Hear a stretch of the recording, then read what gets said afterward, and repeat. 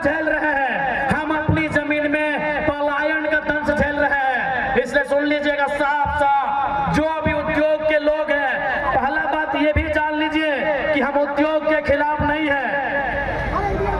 जितनी भी company factory के संचालन करता है, हम कोई कंपनी फैक्ट्री के खिलाफ नहीं है। हम देश के प्रधानमंत्री, वर्तमान प्रधानमंत्री नरेंद्र मोदी के चमत्कारिक मंदिर, ईश्वर देवी देवताओं के मंदिर की तुलना में देश के पहले प्रधानमंत्री पंडित जवाहरलाल नेहरू के आधुनिक मंदिरों के पक्ष में है। हम नरेंद्र मोदी जी के मंदिरों के पक्ष से कई ज्यादा देश के पहले प्रधानमंत्री पंडित जवाहरलाल नेहरू के आधुनिक मंदिरों के पक्ष में है। आधुनिक मंदिर यानी कल कारखाना, आधुनिक मंदिर यानी फैक्ट्रियां, आधुनिक मंदिर यानी डैम, आधुनिक मंदिर यानी रोजगार, हम उनके पक्ष में हैं। लेकिन सवाल है, उस मंदिर को मैंने जमीन दिया है, अगर हम घंटी बजाने की भी नौकरी वहां नहीं मिलेगी तो सवाल तो होगा, सवाल तो होगा।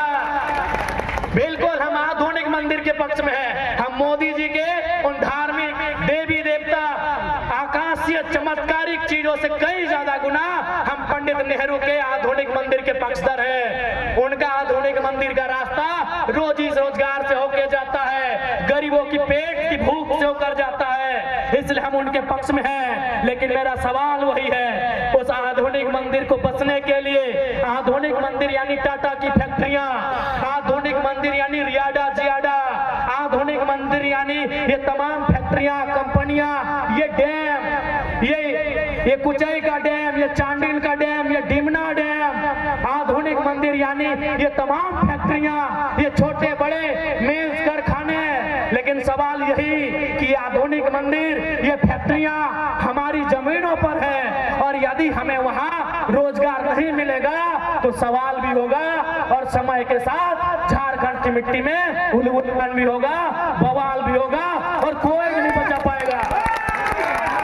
अरे आप किसी के पास चले गए, जाइए जहां जाना है चले जाइए। सिकंदर को जानते हैं ना अग्रवाल जी, हम आपको नहीं जानते हैं ना कभी मिले हैं, पेपर में नाम सुने हैं तब से मेरा पारा हिट है। आपसे हमारा कोई झगड़ा नहीं है।